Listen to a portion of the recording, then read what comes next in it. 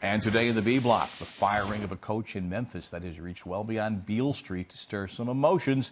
David Fizdale, who had the Grizzlies of Memphis out to a 5-1 start this year, was fired yesterday with his team in the throes of an 8-game losing streak. Fizdale, of course, nationally best remembered for April's post-game playoff rant about the disparity in free throws between his team and the Spurs. You know, I know Pop's got pedigree and I'm a young rookie, but they're not going to rook us.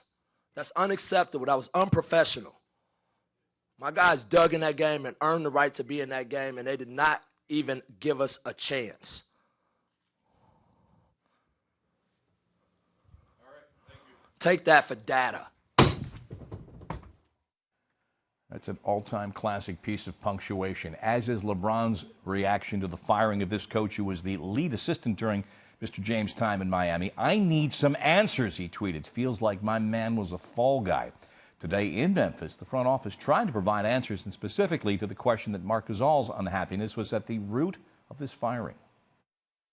Rightly or wrongly, it's perceived around the league and in Memphis that Marc Gasol greatly influenced this decision. Did management or ownership have a conversation with Marc before or after you fired Fizdale? Well, obviously, it's no secret there was tension between the two, and this is a factor, but it's not the overriding factor. As I said, the trends have not been positive. LeBron not the only player to tweet about Fizdale's firing. Dwayne Wade, Vince Carter, Damian Lillard, a lot of other folks unsettled by the news. Brian Windhorst is here to put calm into the Western world, explain this and other matters. What did you think of Fizdale's firing before we get to LeBron's? Well, you know, Bob, over the last week, there had been some rumblings throughout the league that there was some trouble in Memphis. I didn't think it was this kind of trouble. Obviously, if I felt that David Fizdale's job was in danger, I would have reported it.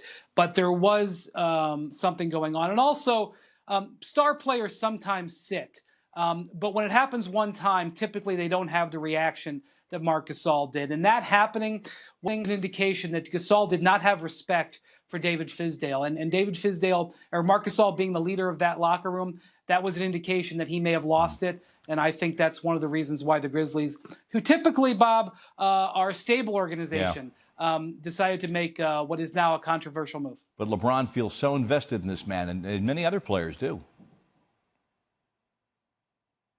Yeah, for sure. Although, you know, the thing about it, when a coach gets fired, there's always people up in arms.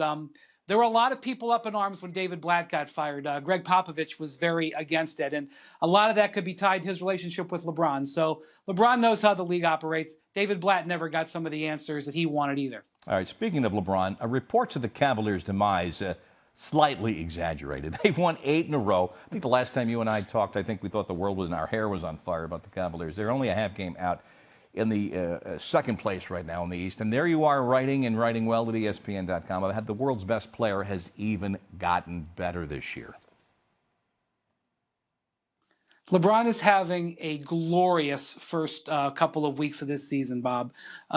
His play in the clutch has been phenomenal. He's putting up numbers at the level he did during his NBA season or his MVP seasons. Mm-hmm. He's doing things down the stretch of games that's easy to overlook, like guarding Kristaps Porzingis one night, guarding Kemba Walker the next. Now, we can debate whether or not him taking on this much stress early in the season is good for the Cavs long term, but what's not debatable, LeBron James has been the MVP of the first 6 weeks of the season. All right. And here are the Clippers at 8-11, and that's only after a 3-game win streak, and there is Blake Griffin out again. Still awaiting the official diagnosis of what happened to his knee last night, but as Doc Rivers said, it didn't look good. Yeah, if you watch the play, he obviously has a knee injury. The question is whether it's a season-ending injury. And if he's out for a long period of time, Bob, with Patrick Beverley already out and Milos Teodosic, these are 3 of their most important players. It would lead the league to believe that the Clippers may start a rebuilding process, and that could include trading DeAndre Jordan and maybe Doc Rivers examining whether he wants to lead this team. These are all things that are being discussed around the NBA even before this Griffin injury. Great piece in the San Jose Mercury News. Logan Murdoch with an interview with Kevin Durant about sense of social responsibility, his place in the world as a black man playing basketball. Fascinating stuff. Yeah, for sure. And Durant has been giving a lot of interviews recently. for some reason, he's pouring his soul out like every other day to a various outlet. But all of them have been interesting. And in this case, he talks about growing up in Washington, D.C. And, he hasn't talked about that a lot. And one of the things that frankly, Kevin Durant is doing, he's tried to follow in LeBron's footsteps, and talking about these kind of things is doing that. Brian Windhorst, about to become a daddy for the first time, to you and your wife. Mazel tov. I hope it's a great experience. Best to you. Thanks so much. Thank you.